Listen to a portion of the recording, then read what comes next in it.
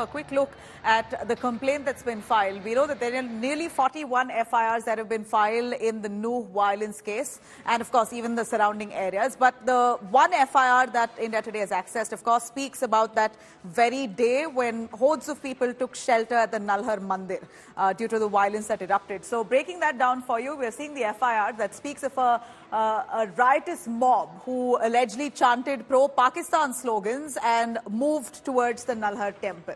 The FIR speaks of that mob firing at police officers who were guarding the area, and stones were pelted. In fact, one police officer was also killed in the attack. The mob were armed with illegal weapons. Now, that's precisely what the question here is. Where did they access illegal weapons? We believe that the rioters on both sides had weapons, and illegal ones, of course, illegal ones. AK-47 also, some of them had brandished, is what we hear. Of course, the police is investigating on that to verify those statements and the complaints that have been filed. But from the FIR that we bring to you here, Shiv Devotees, who were part of that Shobha Yatra, were the ones who were particularly targeted. The riotous mob fired at the Shiv temple as well while that yatra was on. So these are elements of the FIR that we're bringing to you as the mob, we believe, gave out the Ram temple, and nearly 40 pilgrims were held hostage inside. One cop was also shot dead. Now, this is one of the FIRs that the insides of which we're bringing to you. There are nearly 41 FIRs that have been registered so far in the Haryana violence. Now, let me cut across to a lot more as we bring to you. In fact, we hear that the rioters had gathered and they were pre-planned about this attack. What we hear is that there was a lot of planning that was done weeks ahead, knowing very well that this yatra is going to be passing the areas which are Muslim dominated.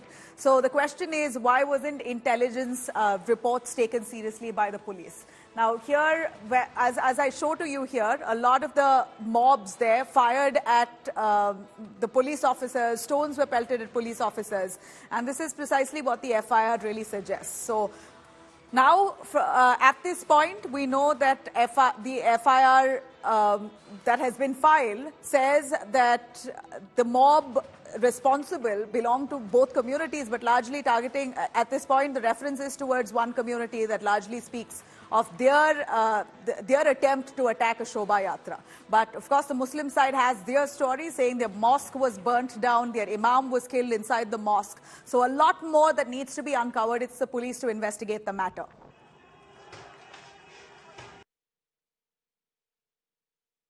जिस कदर हथियार लहराए गए हैं, जिस तरफ गोलियां चलाई गई हैं, ये अकस्मात हुआ नजर नहीं आता। वहां पर दोनों कम्युनिटीज प्यार से रहती हैं। ये तो किसी ना किसी ने इंजीनियरिंग की है या इसको मास्टरमाइंड किया है, जो देश की, प्रदेश की और देश की शांति को भंग करना चाह रहा है। कि मेवात का जो इतिहास रहा है, ये इतिहास हमेशा प्री इंडिपेंडेंस हो या पोस्ट इंडिपेंडेंस हो, हमेशा इस देश की अखंडता और एकता के साथ रहा। और आज नहीं, जब मुगलों ने हिंदुस्तान पर अटैक किया था तो भी मेवात के लोगों ने उस समय के शासकों के साथ खड़ा होकर इस देश की आज़ादी की लड़ाई में काम किया। और पोस्ट इंडिपेंडेंस भी, जब देश भर से पलायन चल रहा था, तो महात्मा गांधी जी के आग्रह पर सब लोगों ने रुककर इस देश को और मजबूती से कैसे बढ़ाया जाए योगदान दिया है। जिस व्यक्ति की अगर सोच इस तरह की है तो सोच का कुछ नहीं किया जा सकता। दुर्भाग्यपूर्ण है, शांति से निकल रहे हुए एक धार्मिक जुलूस पर जिस तरह से हमला होता है, पथराव होता है, गोलियां चलाई जाती है, लेकिन ये केवल नूह में नहीं होता। इस तरह की कितनी घटनाएं राजस्थान में होती है। आपने देखा होगा करौली में भगवान राम के रामनवमी के जुलूस पर किस तरह से सुनियोजित रूप से हमला हुआ। हमले के बाद हमलावरों ने पत्थर फेंके, कई गाड़ियां भर करके पत्थर ऊपर छतों पर रखे हुए थे। उनको कौन संरक्षण दे रहा था? किसके दबाव में पुलिस मौन और चुप थी? ये एक सोची समझी साजिश के तहत जो ऐसा लगता है कि हुआ है, क्योंकि जो है ये ब्रजमंडल की जो यात्रा थी ये कोई पहली बार नहीं निकल रही है, ये पहले भी निकलती रही है। लेकिन सोची समझी साजिश के तहत जो है ये हमला किया गया है, उसकी पूरी जांच चल रही है और जांच के तहत जो भी इसके अंदर दोषी पाए जाएंगे उन पर कड़ी से कड़ी सजा जो है उनको दी जाएगी। माननीय मुख्यमंत्री जी ने ये स्पष्ट कहा है, वो पल पल की जानकारी को हासिल कर रहे हैं। पुलिस जांच कर रही है, जो कोई भी इसके अंदर संलिप्त हो, चाहे किसी भी समुदाय से क्यों ना हो, किसी भी जाति वर्ग से क्यों ना हो, उनके ऊपर सख्त से सख्त कार्रवाई की जाएगी। लॉ एंड ऑर्डर जो है वो अगर और दुरुस्त होता तो मुझे लगता था कि कुछ हद तक इसके ऊपर जो है बहुत समय पर काबू पाया जा सकता था। हरियाणा भी अब मणिपुर की तरह बदल रहा है।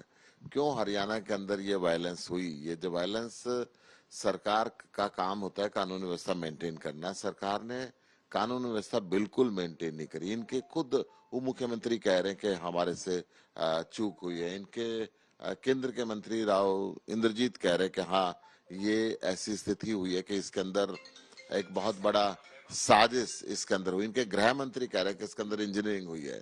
इनके विधानसभा के अध्यक्ष कह रहे हैं कि एक साजिश रची गई है। तो अगर इनको सब कुछ मालूम था तो क्यों जानबूझ कर हरियाणा को जलने दे रहे हैं?